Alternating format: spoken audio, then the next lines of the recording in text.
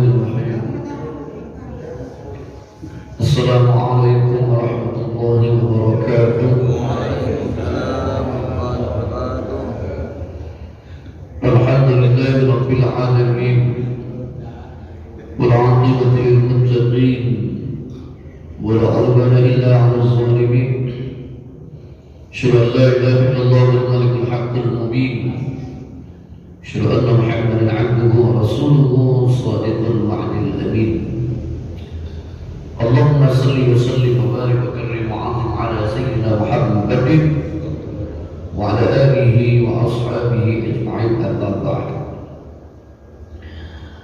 Saya muliakan para alim, para asatidz yang sepakat dalam majelis ini, jajaran kepengurusan masjid, suku masyarakat cendekia, para pemerintah setempat, Bapak Ibu hadirin hadirat, jemaah salat subuh, para shaimin shaimat, semoga kita senantiasa dalam limpahan rahmat Allah Subhanahu wa taala.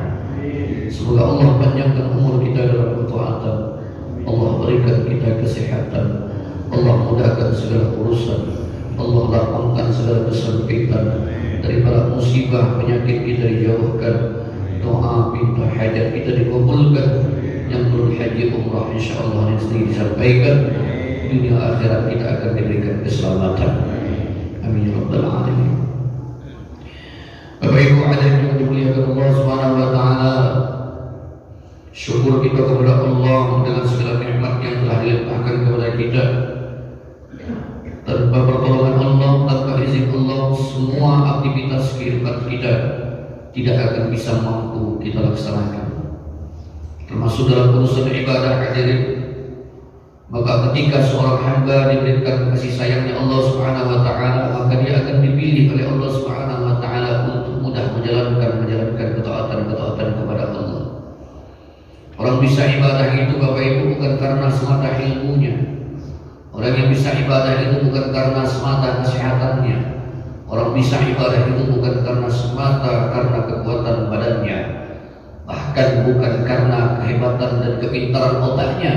Tapi ketika dia bisa melaksanakan ketaatan kepada Allah, bisa menjalankan melangkah kaki dan mengayunkan tangannya menuju perintah Allah dan melaksanakan menyambut seruan Allah, semua yang dia lakukan aktivitas ibadah karena izin dan pertolongan dan kasih sayang Allah berupa hidayah yang Allah berikan kepadanya. Maka hadirin yang dimuliakan Allah Subhanahu wa taala, beruntunglah kita yang masih dipilih oleh Allah Subhanahu wa taala, bisa melek mata kita Pak untuk bangun sholat subuh, kuat kaki kita bisa melangkahkan jalan kaki untuk menuju masjid berjamaah sholat subuh.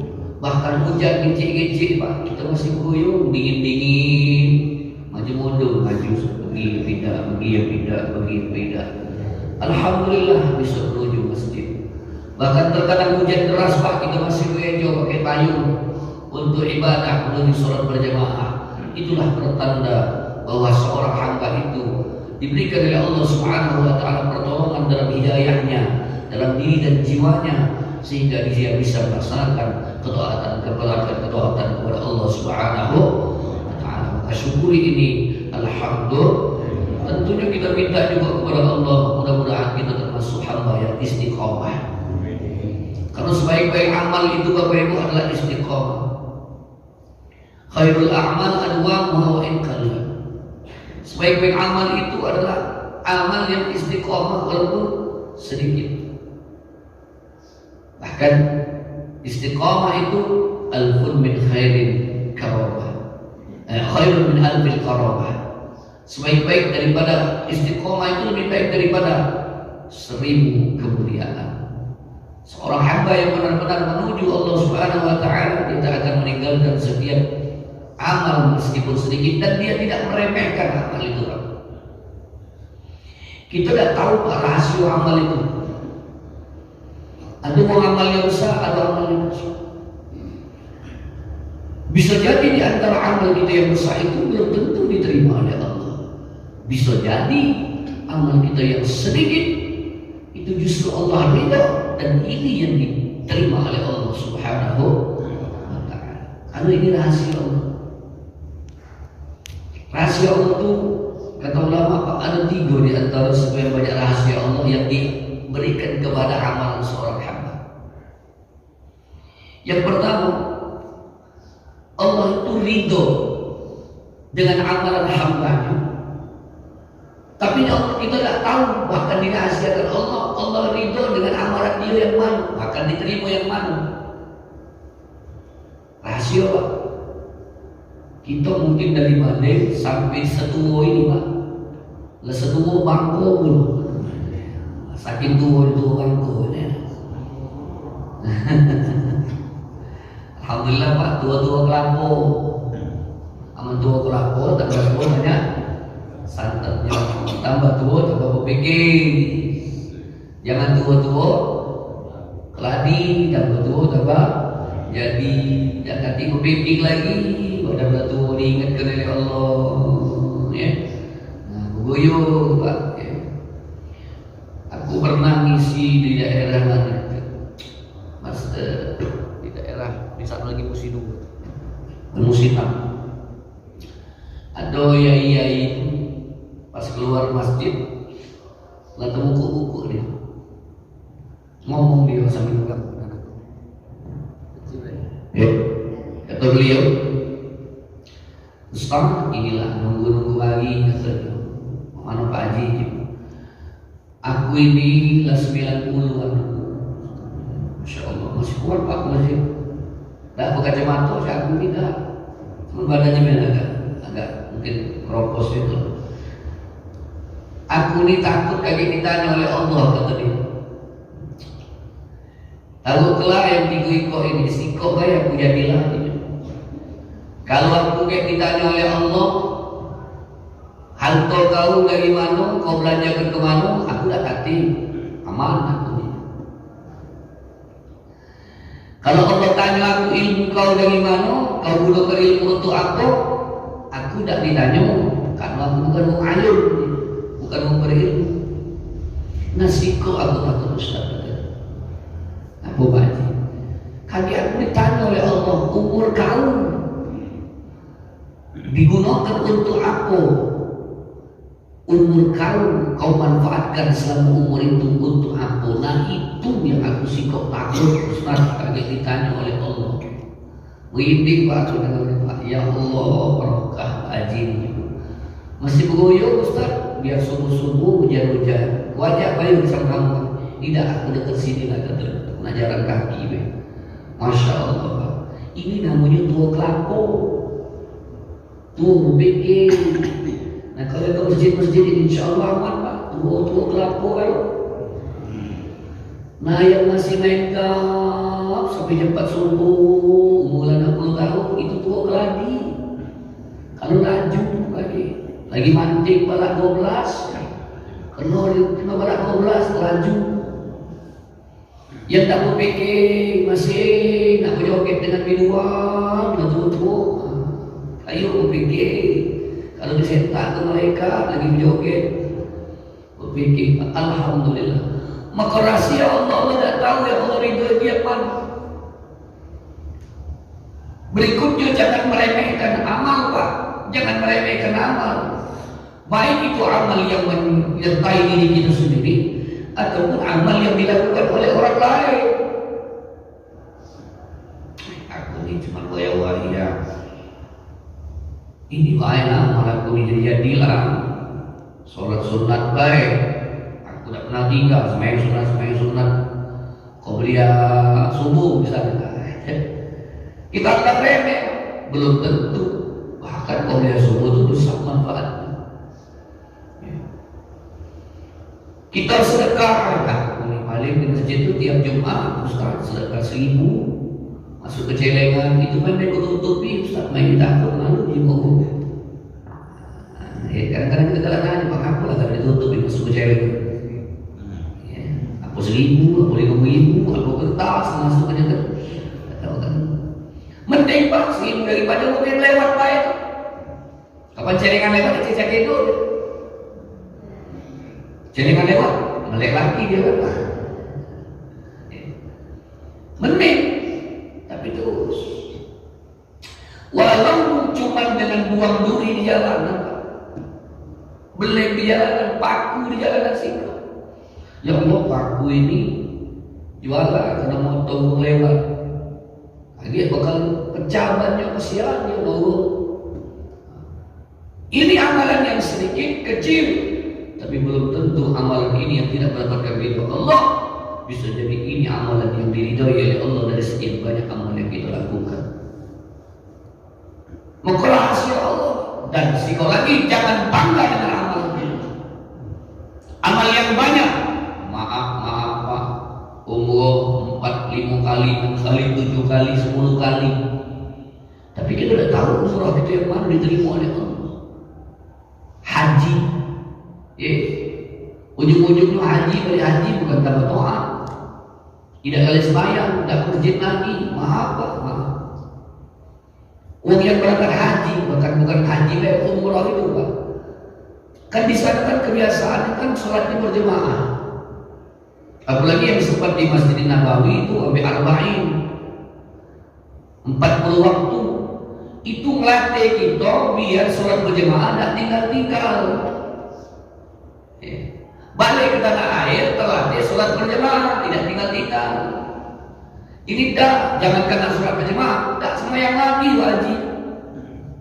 Apa wajib tak semayang? Kamu belum segapo dengan amal kami di kasih hitung. Kamu sini semayang cuma sekali, siko aku pahalun, aku lah berapa kali. Satu semayang berjemaah di Masjid Nabawi itu lebih baik daripada 1000 kali lipat semayang di masjid biasa. Aku berapa kali semayang situ. Di Masjidil Haram 100.000 kali lipat daripada semayang model kamu yang di Palembang ini. Aku berapa kali. Jadi amalan lebih banyak dari kamu. Sudah aku rapel, aku borongi.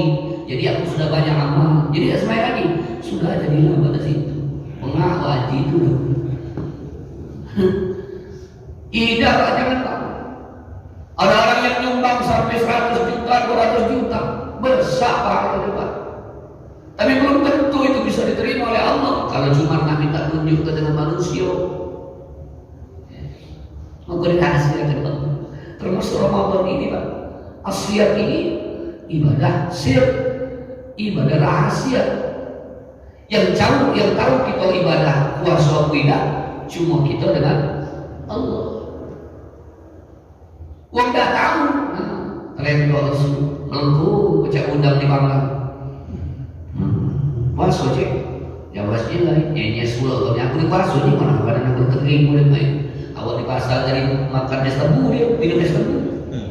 Dah tahu kok. Di rumah lesu, bininya capek kamu Pak, capek. Enak lesu berguling ke kapal depan TV. Awak tempat pegawai tadi, dia udah makan minum. Hubungannya tidak tahu. Tapi cuma dia dengan Allah yang tahu. Karena ibadah ini adalah ibadah yang rahasia. Maka ridho Allah dirahasiakan Allah kepada seorang hamba. Itu yang pertama. Yang kedua dirahasiakan oleh Allah Subhanahu wa ta'ala itu apa? Tentang murka maksiat hambanya. Nah, kita di akhir zaman inilah kelebihan umat Nabi Muhammad ini Pak. Kita beruntung jadi umatnya Nabi Muhammad. Ketika umatnya Nabi Muhammad itu melakukan kemaksiatan, tidak langsung ditampakkan Allah permukaan. Dirahasiakan Allah. Maka sering saya sampaikan, kita pribadi Pak, antara dengan Allah nih, badan kita diaibkan. Betul Pak. Pak, antum. Bu. Udah ngantuk ya. Ibu-ibunya udah ngantuk, bapaknya udah ngantuk, paling ngedek. Kita Pak dirahasiakan Allah. Kita ni aib kalau pada kita. Jangan yang duduk yang ngomong ini aib kalau kita. Kalau dibukakan Allah, jijik Pak dengan aib kita. Masih dibungkus oleh Allah dengan kopiah, dengan sorban, dengan gamis, dengan kopiah putih, ibu-ibu dengan tuan-tuannya dengan jilbab. masih terbungkus, Bu. Di dunia ini dirahasiakan Allah, Pak, tidak dibuka oleh Allah. Tapi umat-umat terdahulu mereka bermaksiat kepada Allah. Allah murka, Allah langsung tembak, dihajar oleh malaikat langsung. Umat Nabi Nuh banjir besar. Umat Nabi Lut dibandingkan oleh malaikat dunia ini. Bahkan sekelas Nabi Adam, Pak, Bu. Nabi Adam yang ketika dia digoda oleh setan melalui istrinya Siti Hawa untuk makan buah khuldi, langsung dibuka Allah aibnya. Bahkan diusir dari surga untuk turun ke dunia. Hebatnya, Pak, umatnya Muhammad ini, umat Nabi Muhammad, kita dirahasiakan oleh Allah. Bahkan mohon maaf, Pak, ada orang yang kadang-kadang maksiat, kadang-kadang dunianya luar biasa. Dia maksiat, tapi dunianya luar biasa, rumahnya besar. Padahal tak pernah sembahyang memang itu. Mobilnya banyak.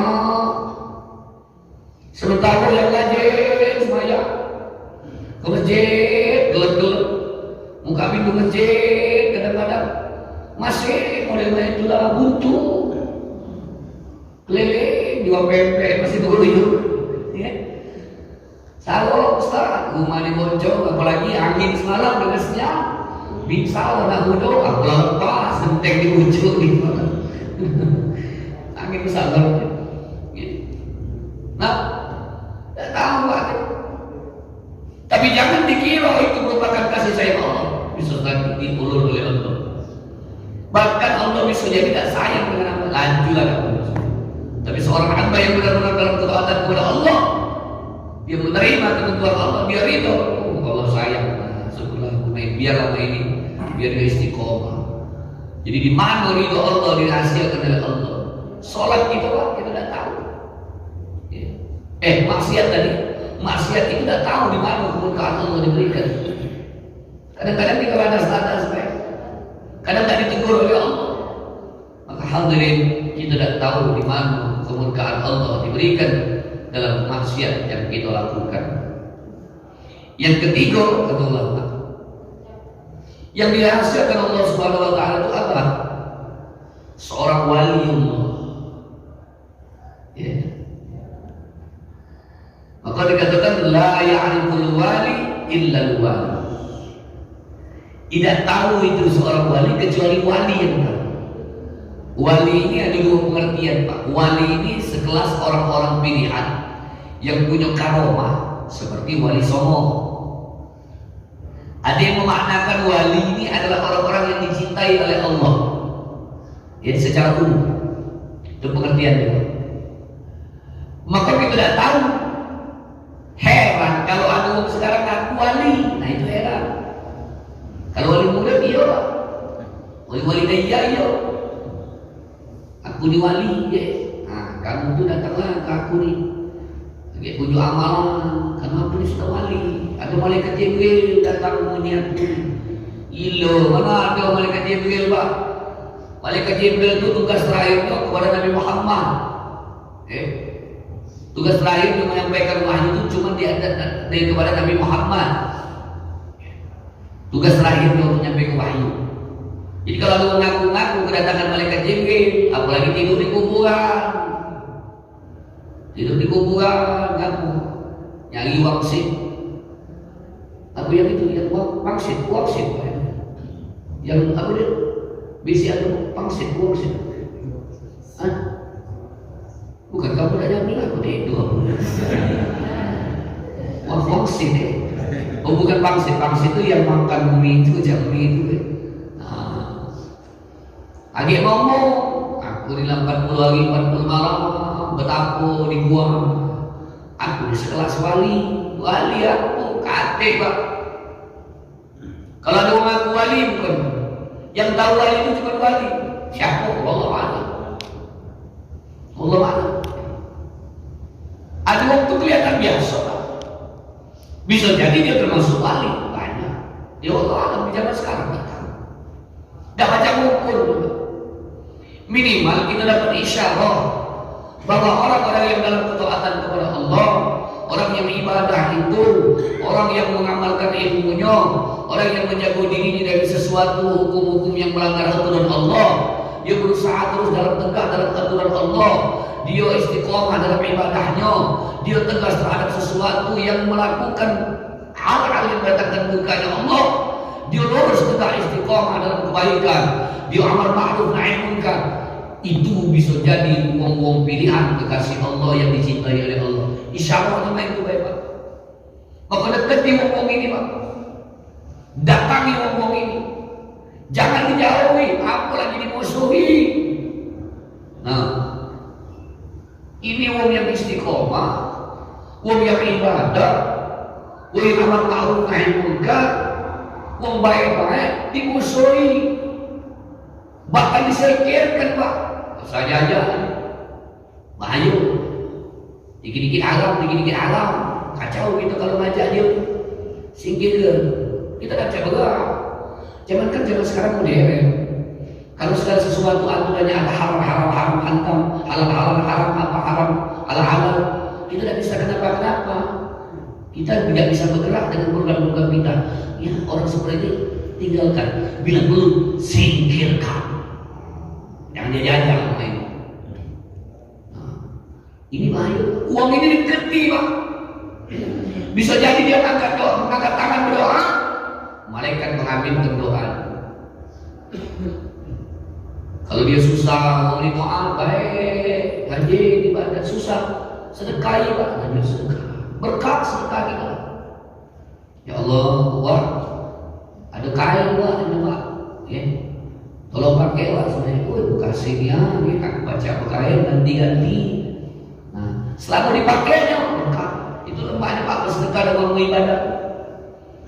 Dia makan, kita sudah sedekah tadi, jadi energi, jadi tenaga untuk ibadah.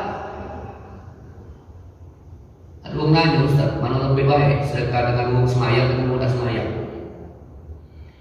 Kalau memang hak dia sedekah ini, tapi kalau ada pilihan prioritas. Ada orang limo, Pak. Ya nak kita jadi sedekah ni orang limo ni. Kita ni jatah dia ada 3. Jatah dia ada 3. Ya nak kita jadi orang limo. Dijingok dulu dia ni. Yang berhak. Ambil prioritas kalau dia ibadah. Bukan berarti milih-milih. Biar yang kita tunjuk itu berkah. Nah yang payah ni yang tak kita tunjuk dari ibadah ni saya pikir kawan Pak. Kita menyubit 200.000 sama dia. Dia dah ibadah. Lemak dia tunjuk dengan anak bini yang makan. Yudi ni apa? Asam kena solat tak ada. Jangan kena solat. Atau di pasar kena masih ada nombor. Masih ada nombor sekarang. Masih ada. Pasar kena nombor kan. Cuma kasih diam-diam dah. Pasar kena nombor, maaf.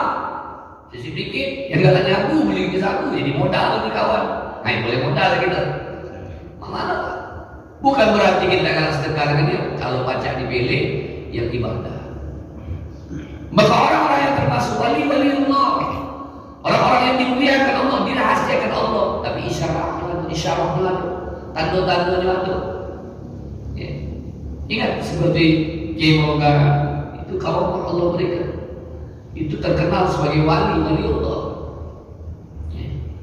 Dia laku di Mekah, balik dia ke Palembang, meninggalkan anak yatim ke Masjid Merogan sama Masjid Om Kidul.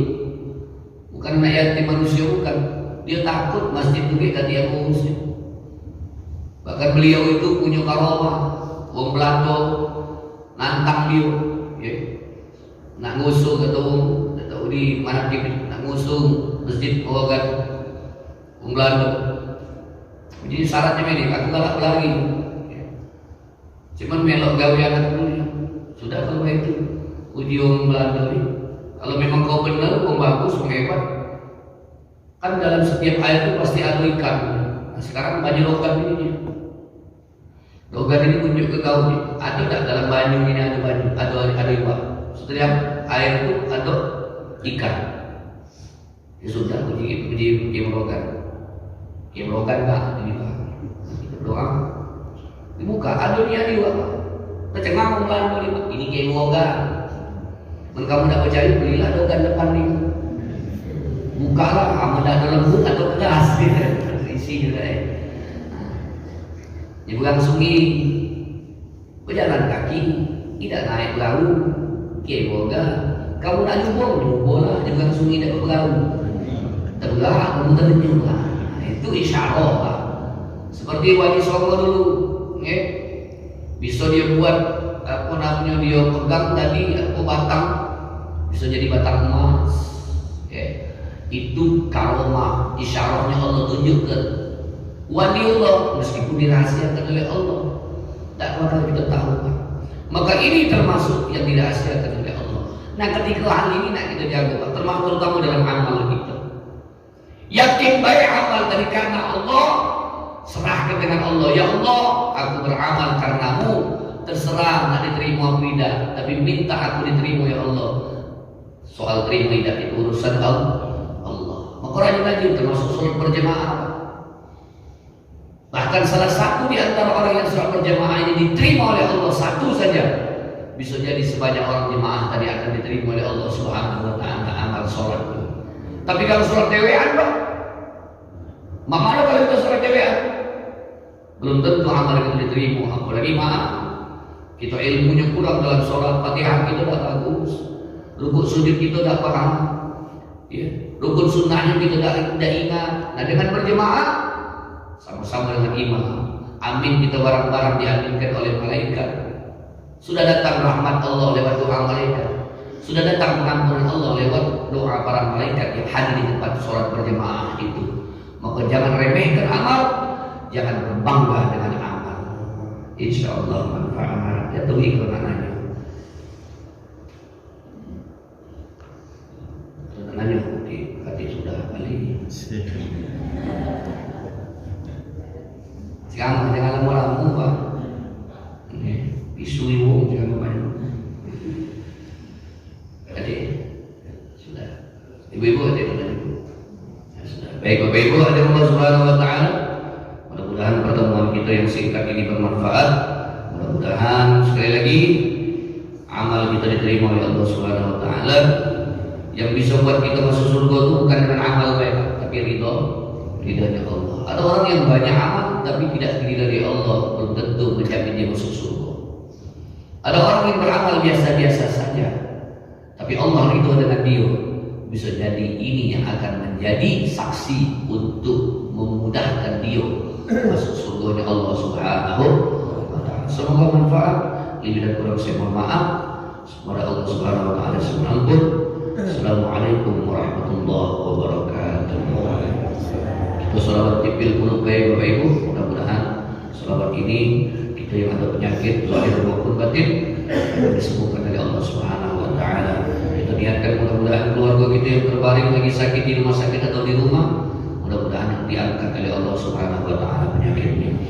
Allahumma shalli ala sayyidina Muhammadin tibbil qulubi wa dawaiha wa afiyati abdani wa shifaiha wa nuril absari wa diyaiha wa ala alihi wa sahbihi wa sallim. Allahumma salli ala sayyidina Muhammadin tibbil qulubi wa dawaiha wa afiyatil abdani wa shifaiha wa nuril absari wa diyaiha wa ala alihi wa sahbihi wa sallim. Allahumma salli ala